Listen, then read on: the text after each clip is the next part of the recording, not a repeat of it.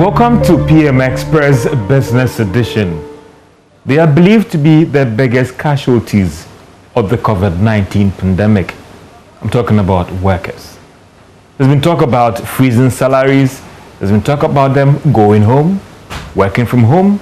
We don't know when they're going to call you back. And everything that you can think about in terms of the shocks that came with this COVID-19. But on PM Express today, we're asking ourselves, how do we manage workers' compensation in this era? When some are asking that because we actually bent our backs to work very hard, we deserve that salary increment. Others also saying that, listen, we have to be called back. Working from home fatigue is not good for us. But in these times like these, how do you manage their expectations? How do you let workers appreciate the situation on the ground? Or maybe they just deserve their pound of flesh. All these things wrapped up on PM Express today as I engage a former Minister of Finance at KAREWEH and also Labour consultant Austin GAMEY as well, the Chief Executive of the Ghana Employers Association, FRIMPONG, and also from the Labour front as well. He is KAREWEH, Mr. KAREWEH. He is with the Association of with the General Workers, Agricultural Workers Union actually. And he's also going to join us as we look at managing the expectations of workers in these difficult times. There was recent data by the Bank of Ghana that suggested that actually some firms are recalling workers, they are advertising, asking people to come to work or recruit new persons. So does it mean that the first option should be given to those who are asked to go home? Well, let me get onto my Zoom lines and connect with my guest who will join me right now. Former Minister of Finance, KAREWEH, is joining me, and also Chief Executive of the Ghana Employers Association as well, and Labour consultant, Mr. Austin GAMEY, and also the General Secretary of the General Agricultural Workers Union, KAREWEH. Gentlemen, I appreciate your time so much, and you are welcome to PM Express.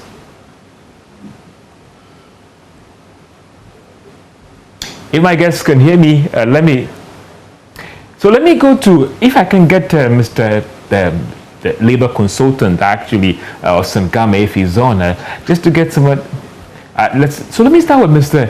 KAREWEH. He's a former Minister of Finance and sitting at the back, managing government person, all those things. I mean, is it quite a difficult time for anybody who's managing government person these times when workers are saying that, listen, we want or we deserve our pound of flesh because we work hard. I don't want to hear anything about salary freeze. I need more time and all those things. So KAREWEH, thank you so much for your time, actually. Thank you very much, and good evening to your viewers.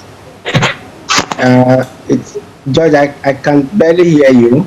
I don't know what the producers can do about it. Okay, so let's take a. I hope you can hear me. I can hear you loud and clear, but I don't know whether you can still hear me.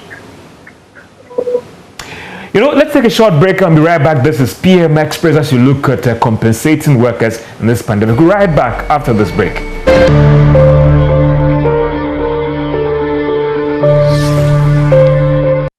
Welcome back to PM Express as we look at compensation for workers amid a pandemic era. How do we manage our workers in these times when they believe that they deserve more than what they are being given as we speak right now? What goes into this? Are these calls for, freezing salaries that's being speculated in some quarters actually justified or not? Well, let me connect virtually to my guest. That is Austin GAMEY. He is a Labour consultant. KAREWEH is a former Minister of Finance. That is FRIMPONG. FRIMPONG. He is the Chief Executive of the Ghana Employers Association, and also KAREWEH. He is with the General Secretary of the General Agricultural Workers Union. We'll be engaging him on the Labour front, as in what is happening there, is something happening there or not. Let me get onto my line and speak to Felix FRIMPONG. He is the Chief Executive of the Ghana Employers Association. I said, thank you so much for your time, and I appreciate it so much. And how are things right now for chief executives? Let me get back to KAREWEH. He's a former Minister of Finance. Thank you so much, and I hope that our lines are clear right now and you can actually hear me, Honorable. And I was trying to find out from you previously about the fact that sitting back as a Minister of Finance, how easy, difficult, or challenging is it at these times when workers believe that, listen, we need our salaries to be paid, we need minimum wage to be reviewed, base pay has to go up in a pandemic, or listen, they are working and they deserve their pound of flesh.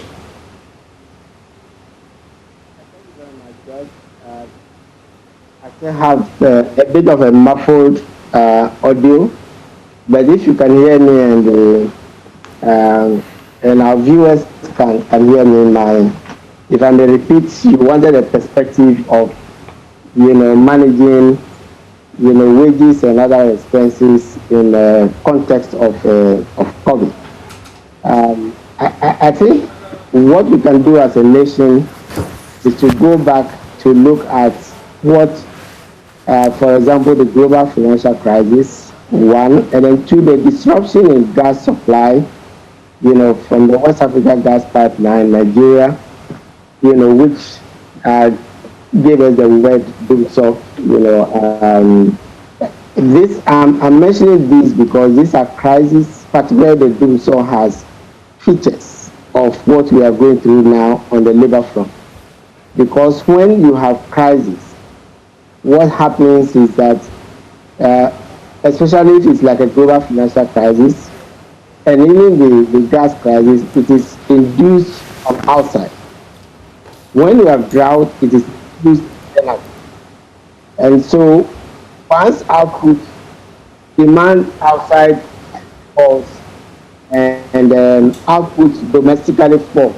That is, in other words, what I'm saying is, when the demand for our cocoa, which is used to produce chocolate, to give a specific example, falls outside as a result of one crisis or other, or when we do not have power, and therefore output falls domestically, prices fall, we don't earn foreign exchange, then there is pressure on the budget.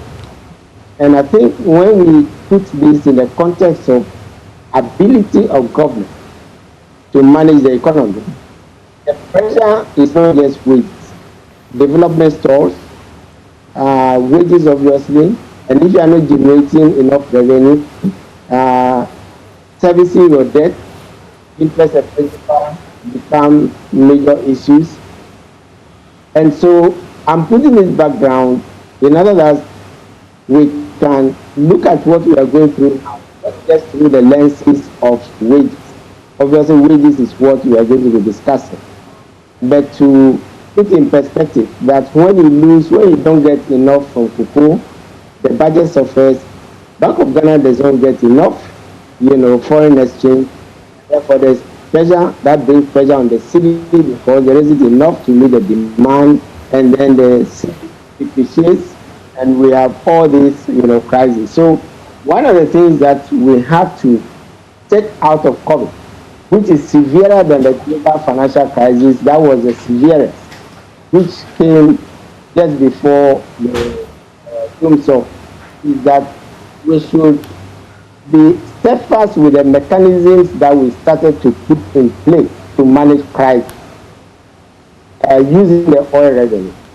That is stabilization fund in particular, sinking fund to manage debt, borrowing for commercial projects so that they are not a burden through the self-financing mechanism. Having put this in a broader context, the current problem we are facing is that apart from the squeeze, which is making it difficult for wages to be paid by the government, we also have a situation where interest payment alone, and I'm not talking about debt service. Debt service is interest and then a principal, what we call the amortization, combined is debt service. But here, one element alone, which is interest, when added to wages, is far higher than our total revenue. And we are talking about total revenue before you have EMI. Our budget is heavily earmarked, and part of the revenue has to go to debt fund, has to go to NHI, IGS, and the rest. So if your total revenue, which is gross, that is tax, is low, wages and interest alone has surpassed 100% of the tax revenue, which means that we are borrowing to partially pay wages and wages and interest before we come to what is with servicing government generally and servicing that is the institutions, what we normally call recurrent expenditure, before you even put money aside for development. So you are borrowing also for that. And where still we are now borrowing to service the debt. And this is what is putting pressure on the economy. And so this is the background. I think we can get to the wage specific issues. As we speak, the wages that has gone into the budget itself is non-negotiated wage based on Article 19 of the Public Financial Management Act. It is the old wages that is holding the budget. What it means is that this pressure would increase further when government negotiates wages and the private sector comes in. Remember, we have we're talking about basic pay, and I think Alex and others are coming on this to clarify. But there's a private sector which we also call the minimum wage, right, which takes a lead, and there that gives you the tripartite, government, employers, and the union, determining this hasn't been done, and therefore probably going into the media when this is done, we should expect more pressure on a budget that has a deficit, which is about 13%. If you add bailout cost, something is about 15%. Debt, which is about 85%, and a borrowing phenomenon for almost everything that is in the budget today. So this is the context of the background, the fiscal context. Honorable, yeah, thank you. Honorable, I'll be coming back to you because there's this thing I also wanted to get some understanding about. We go to work, we work. So what is it about us workers that are we not contributing to the public purse that when it's time to pay, it's always become sometimes a difficult thing for even government to borrow? Let me bring in Mr. Austin Gama. He's a labor consultant. Then I hear this thing about ghost names and all the rest also being a huge factor on the public wage bill and even compensation as a whole. For you in these times as well, I mean, what can we do to ensure that we clean the wage bill to ensure that those who are actually working are being paid? Well, first of all, again, and I hope I got the question right. If you take the issue of ghost names in particular, that the solution is reform, and that was a critical element of the Gift Me project that was launched, the payroll. We'll take a short break and be right back. This is PM Express on Business Edition.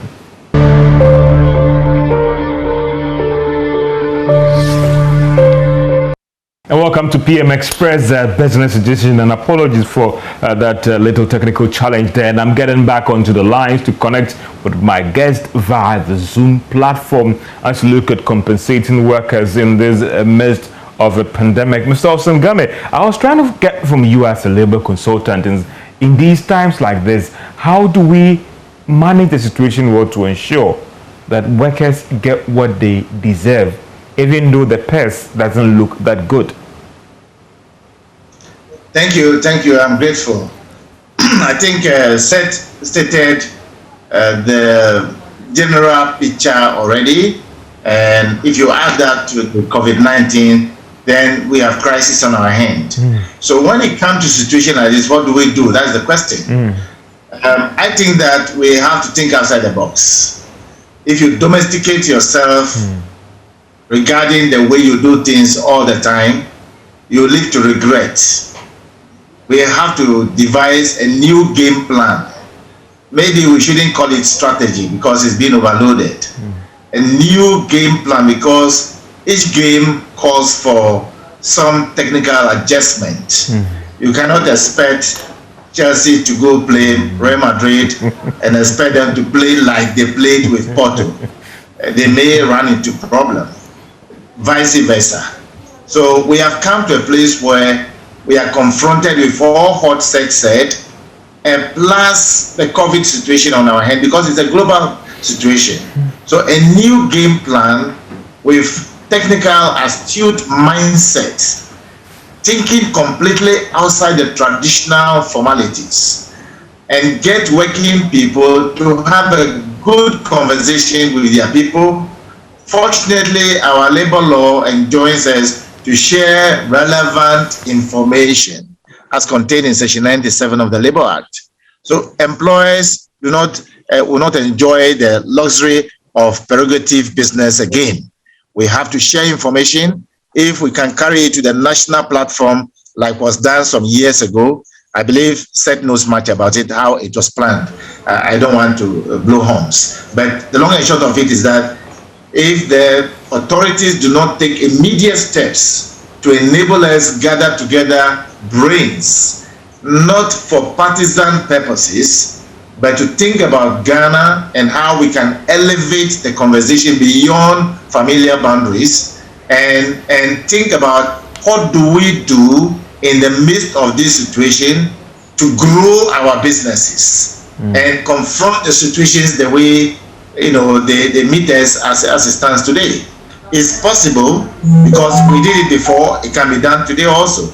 So we should not shy away from it. We have to think outside the box. We have to design a completely new game plan because it won't be the game as usual, and have a good conversation about it openly without hindrances. And that way, the sky is beyond the limit for all of us. Mr. GAMEY, don't you think that the employer here, and that is government and those private businesses, might be just shifting the goalposts? Because if you look at the Bank of Ghana data, and I'll be moving to the Employers Association and also TUs here as well, you've seen a lot of businesses now advertising. And we understand that as we speak right now, the numbers have hit the pre-pandemic levels where businesses are saying that we need more hands to work. So maybe the shocks of COVID-19 is over. Those you ask to go home, call them back. Those who deserve to be paid, you have to pay them. Why are they dragging their feet? Well, I may not even want to call it dragging feet, but data speaks for itself. The point is that we have a situation where we've been told, if it is true, that we have to hold on with pay adjustments for the next 2 years or so. If that is the truth, then what is being said is not entirely the case. Like you said, you are describing me as a labor consultant. I am in the market also. I do know that some few people are employing people, but as to whether it will hit that maximum level that we can call a pre-pandemic level, I'm not too sure it is correct. Maybe Ghana Employers Association and the organized labor would tell us that it is true they have employed X number of people, and so we are out of the woods. Then we all return to the negotiation table tomorrow morning. But I'm not too sure that is the case now. I see. Let me bring in Edward KAREWEH. You are with the TUC General Agricultural Workers Union. One question that I want to ask, and we've still not heard, has government or the tripartite committee started engaging you workers on the minimum wage and the base pay, or you still not heard anything? Edward KAREWEH is the General Secretary of the General Agricultural Workers Union. I would want to find out from you, as we speak right now, has government engaged your colleagues in the union front with respect to the minimum wage and the base pay as well, or is still mute on that? Well, let me just say good evening to Honorable Sir Tekwe, and then Austin GAMEY, a very good friend in the struggle for workers' welfare. Well, unfortunately, there is no official consultation yet. We've had some discussions which are still not official because they are the background consultations. And whilst we were doing that, we had a bombshell from one official, government official that the economy was so bad that they could not increase salaries for the next 2 years or 3 years, which again was a complete aberration of what our practices and the law in this country. Well, we have a Labor Act, and out of the Labor Act there are certain practices, and it is also in line with good governance that if you have social partners and one of the partners is confronted with a difficulty, it is for that partner to reach out to the others, not to allow just come in to the public and make certain comments that are not healthy. But Mr. Karewehe, sorry to cut you in, the president came out, the Minister of Finance came out saying that, well, the clarity on the situation is that they haven't said officially that they are freezing salaries and they are still open to reviewing it, even though that official tried to highlight the difficulty that government is facing and the challenge of reviewing wages in the next 3 years. So there's a little bit of clarity on that one, sorry. Yeah, there's clarity because that His Excellency came to our Congress in Kumasi last 2 weeks or 3 weeks. Yeah.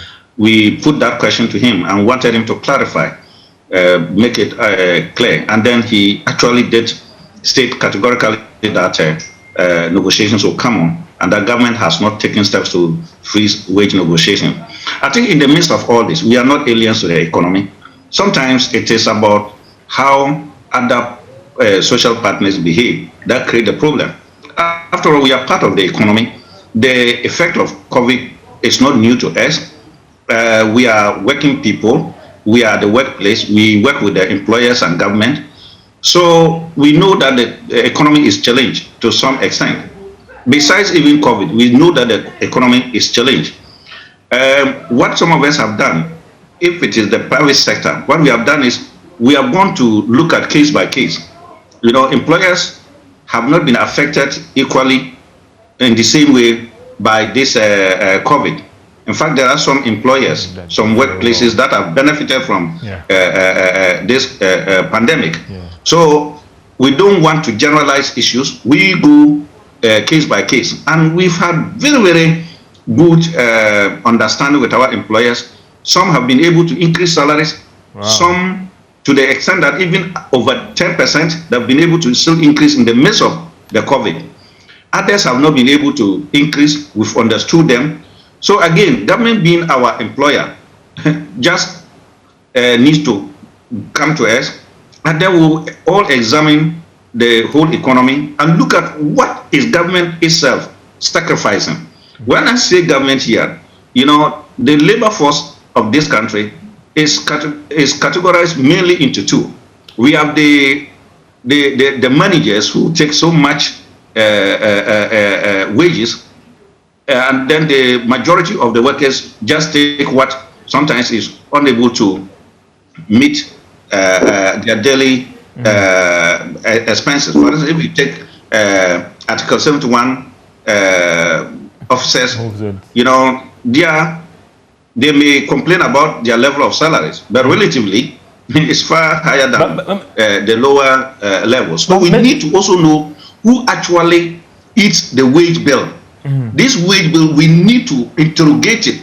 We can't just be looking at the generality. We need to break it down and know who eats the wage bill. And when we do that, then we'll be able to understand who should sacrifice more. But if we have the general principle that because the economy is challenged, because wage expenditure is of a certain proportion of total tax revenue, therefore any increment in wage bill will take us to this extent, it's not addressing the core of the issue. But let me even say that, you know, wages is not only an economic reward, it's also a social reward.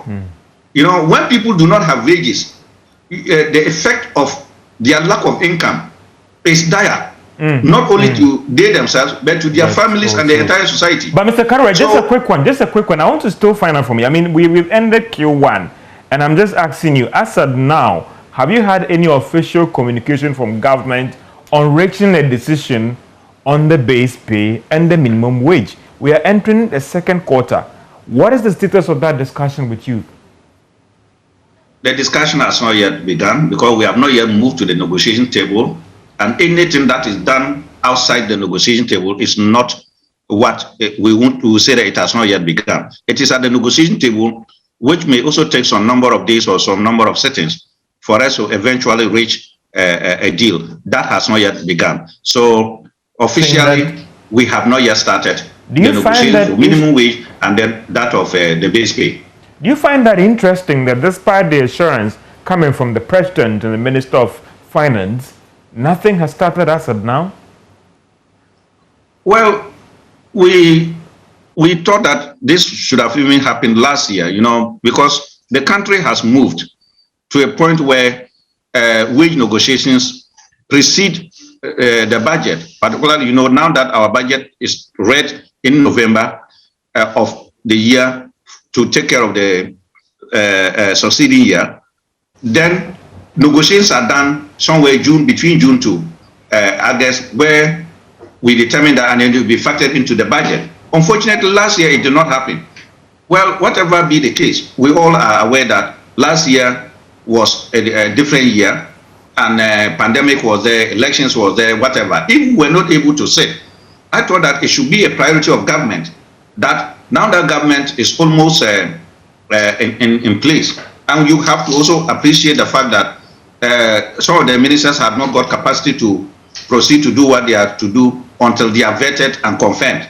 Now that has been done, we think that government must expedite action and let us exhaust the negotiation even before the end of April.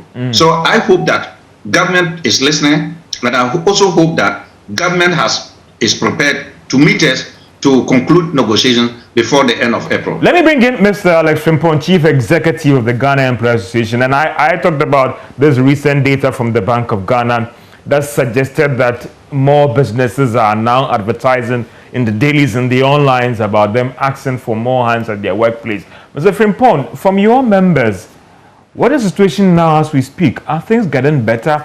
As there's even talk about a rebound of the economy, or it is still early days yet? And Mr. Tekwe, for you, being there, what do you think is the way forward on all these issues, both in the public space and even the private sector? I mean, we sometimes hear stories about government has to borrow to pay, and now there's pandemic, but we get the picture that it is not all bad. GRA is overshooting its targets, it's raising more revenue for us.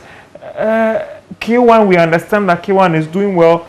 When I hear this and as a worker, Mr. Tekwe, I don't want to hear any excuse about tightening our belt and all those things. Oh, the issue is bigger than what we look at here, because you're looking at total compensation, not just even wages and salaries.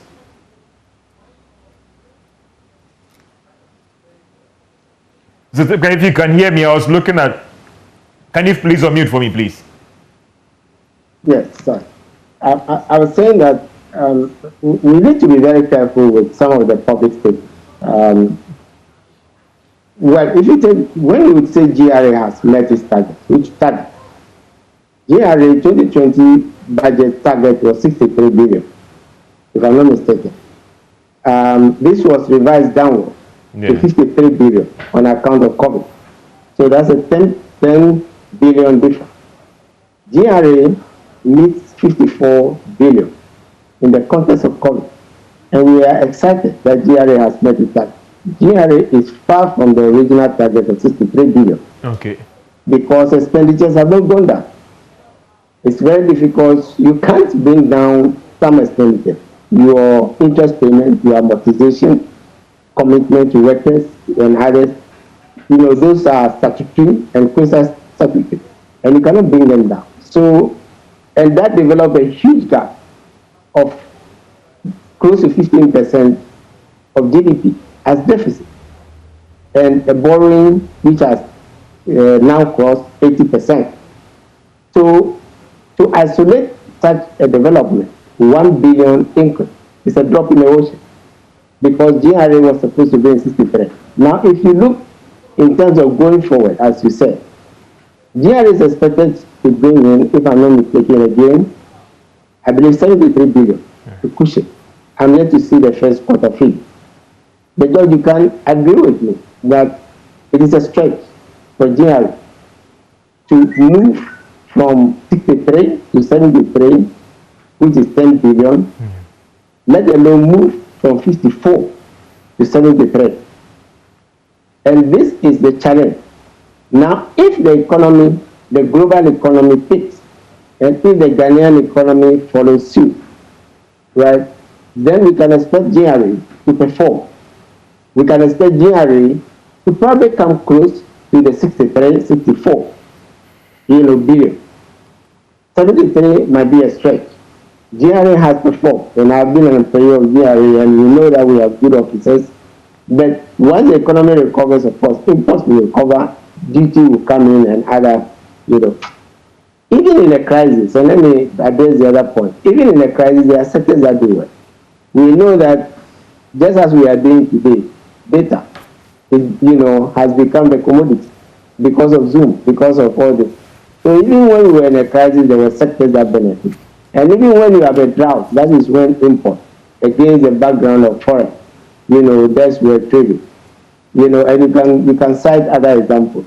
So I think again we should also be careful, by generalizing. The whole economy suffered significantly. And therefore the fact that you have specific sectors of the economy recovering, may not reflect the general trend. Right? And so we should not also be raising high expectations. On the wages front, I believe that, my senior brother Austin was referring to the whole forum, secondary forum, because we faced it, with the single span. It was a laudable. I would say that it was a laudable thing because it was supposed, it was meant to improve public sector wages. But the pilot went, went wrong.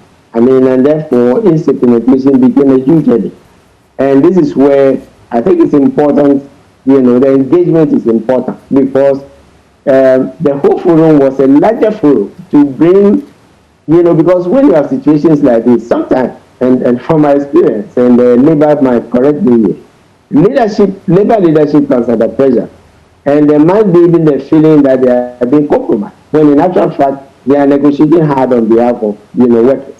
When you enlarge and you have a larger number of labor and others coming in, then the reality, dawns on everybody. And the government situation, as we are saying today, just as we had in Signals Point, but it's worse than that, is that we are spending so much on wages and interest payments and borrowing for so many other things. I think it's important to draw attention to the law. I think, Mr. KAREWEH mentioned that things have changed. Yes. In fact, under the Act, negotiations for 2022, and I'm not talking about 2021, negotiations for 2022 should have been completed at the end of this month. Because that's what the law states. So we have 2021 in abeyance. I'm talking about the PFMA, not the labor law, that's the Public Financial Management Act, which was meant, as I said, to make sure that wages does not become a stabilizing factor for the budget. So when you agree on wages ahead, because it's significant, then there is stability for the budget because then you can plan. And so we are 2 years in arrears, not 1 year, because the 2022 wage negotiations if we have to go by the law, failing which it is not the 2022 wage which is going to prevail for 2023, but in 2021, what should have been agreed for 2021, which has not been concluded. So I do empathize and I do understand the situation, because in a situation where you are spending so much, on those two items, it is difficult from the perspective of government, without the economy recovering, to see how you can increase, wages. But meanwhile, private sector is also waiting, for a signal because of the linkage between the district, and the minimum wage and all that. So George, I think that it's, difficulties are there to be discussed, negotiated, and I think that is what, we have to do from the perspective of, I think it was from the perspective of wages. There was even a larger point which I agree, again, on the economy as a whole. As we come out of crisis, again, Senchi, is an example. We attempted to do our own homegrown policy. The difficulties were there. I think there shouldn't be too much difficulty talking about problems. The situation cannot always be priced, for the economy, and therefore I would also hope, as I end on this segment, that the establishment, as Austin said, you need to think outside the box and do things differently. And this is disease thinking, with the whole nation in debating how do we want to use oil revenue.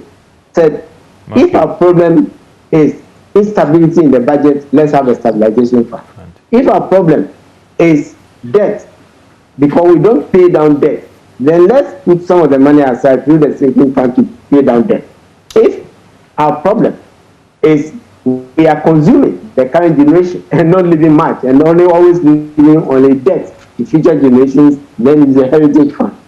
If our problem is that SOEs and others commercial projects like Terminal 3, which is now based, or I don't know if it's the fact, it's supposed to be based on only the airport tax, or MPS, which is, controversial in one respect, but the underlying principle behind MPS is the dues, the harbor dues and things that are being collected must pay for.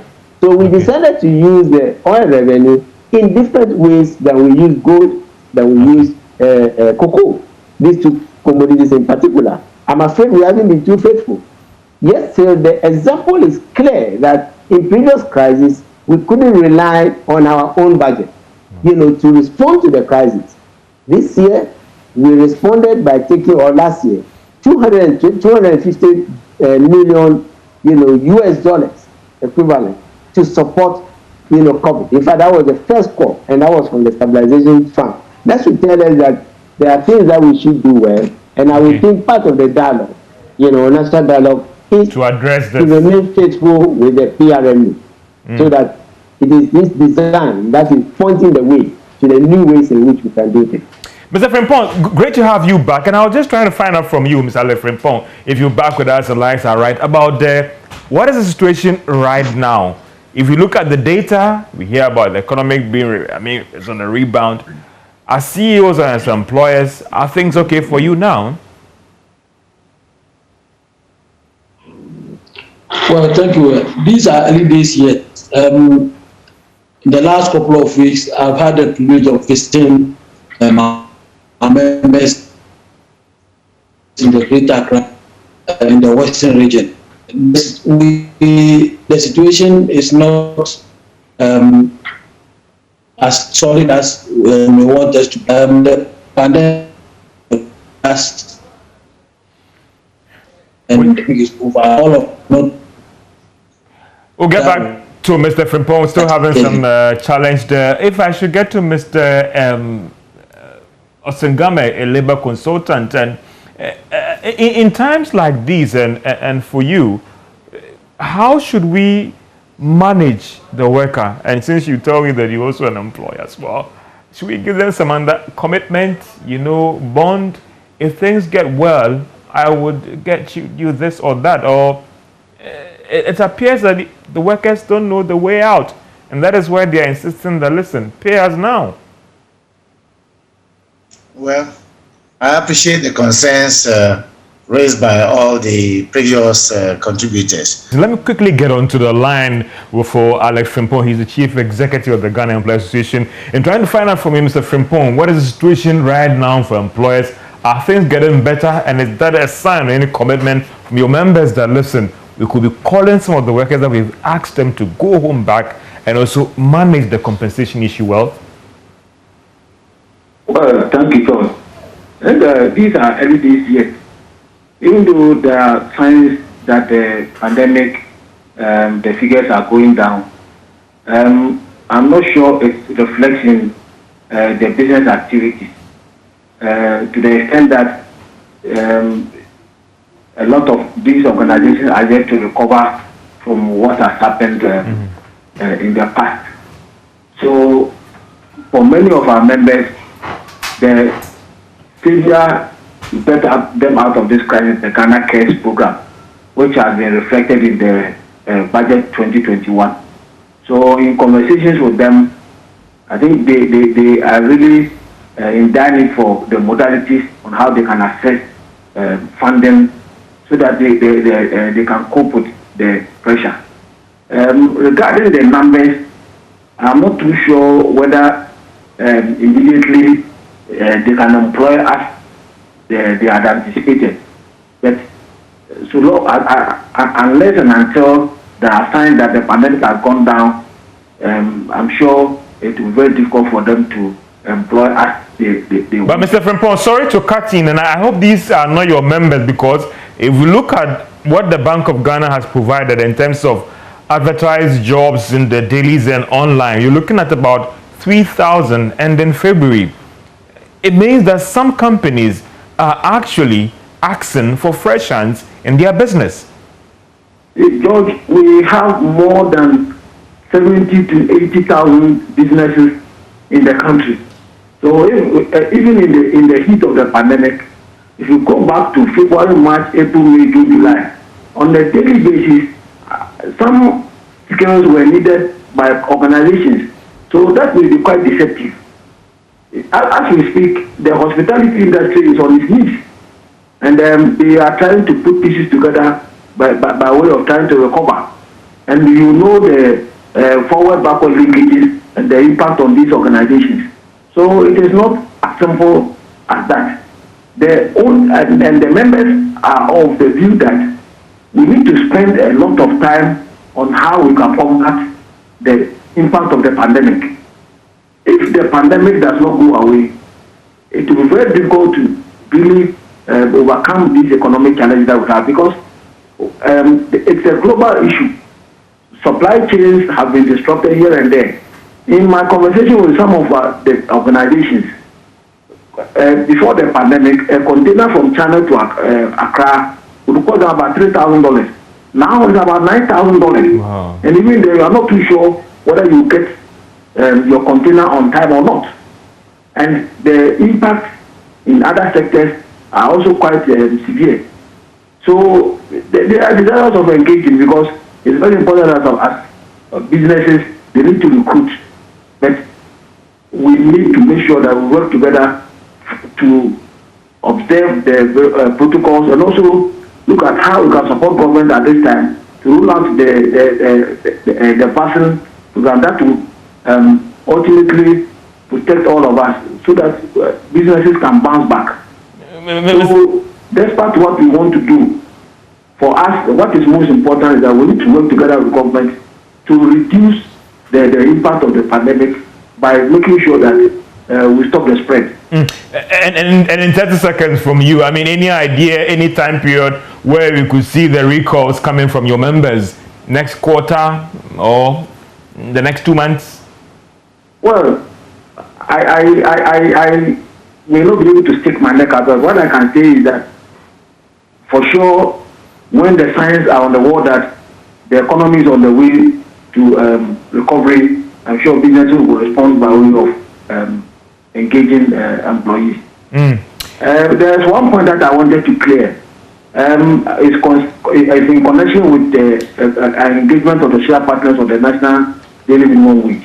No, there's a process, and as I speak to you now, the technical subcommittee has finished its work, pending a plenary session of the National Tripartite Committee to reopen the engagement. So it's not a question of the fact that nothing has been done. In the background, the technical committee has finished its work, and the report will be deliberated upon by the National Tripartite Committee through a plenary very soon. Let me bring in Mr. KAREWEH on. We have just, time is not our best friend now. Your final thoughts, maybe in a minute, as in the way forward when we talk about compensating workers in these times, Mr. KAREWEH. But can you please unmute Mr. KAREWEH if you can hear me? Yeah, thanks very much. The way forward in a minute as you wrap up on compensating public sector workers or workers in general. Well, when an economy is challenged, and that is the biggest problem for economists like TechPay and Co, who are to manage economies, is how to get production going and how to stimulate demand. You know, so whilst employers will be seeking to get compensation from government or some support from government to increase production, you know, it's equally important and critical for the survival of the economy and growth of the economy for to stimulate demand. So when you don't increase wages, you know, demand is going to contract. And when demand contracts, it does not even matter how much you have invested in production. Demand is the key. Okay. So again, if government should look at the wage increase in this perspective, that it is going to help in raising demand, and producers will respond to that demand, who are employers, to produce more. And therefore, government can then target specific producers and support them to be able to increase production to meet the demand. So wage increase is a must. Okay. And then also support for production is also a must. Mr. Austin, these two things will lead to the desirable income that, I mean, there's the desirable outcome that we are all looking for. That is to bring the economy back from COVID slumber. Mr. Austin Gama, your final thoughts in a minute, way forward in managing workers during these times. Honestly, we are paid through productivity. If we cannot produce, there is nowhere they can find the money.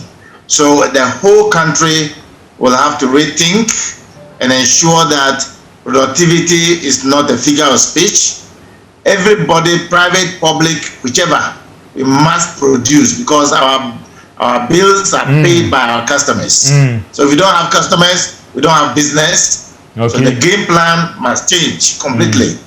Mr. Tepe, can you have the last word for 30 seconds, please? My child, the first point I'd like to make is that there were problems before COVID. And I think that in starting a national dialogue, we should also make the public aware that there is a significant problem. And the deficit that we are seeing today is not all attributable to COVID. Do we continue to make the civil service and the public service the main focus for employment?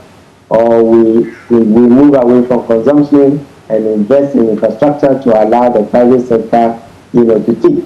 It's only when you invest in the real sector, the economy, therefore as long as, we spend on consumption excessively, including some of the flagship projects like FRIMPONG and the rest, we need to examine this way, putting pressure on the economy, before COVID. Let me also state, quickly, that when we speak about when we speak about, you alluded to probably bonds or other things. I think that is borrowing. So again, we should be careful to use borrowing as a solution because borrowing is what is giving rise to the pressure on interest payments and amortization which we are finding difficulty. We should be thinking about how do we relax, bring down the deficit. Because if you look at the prospects, the medium term that have been painted, in the medium term in the budget, there is no contraction that's going to take place. Okay. Honorable Secretary, I thank you so much for your time. Time wasn't a good time. Thank you, our guests joining us via Zoom, Austin GAMEY, Setepe, Alex FRIMPONG, and the KAREWEH for us educating us, debating. And I know the debate will still go on in your office about how do we better compensate workers in these times. This is PM Express Business Edition. I'm George Jaffe. Have a great day.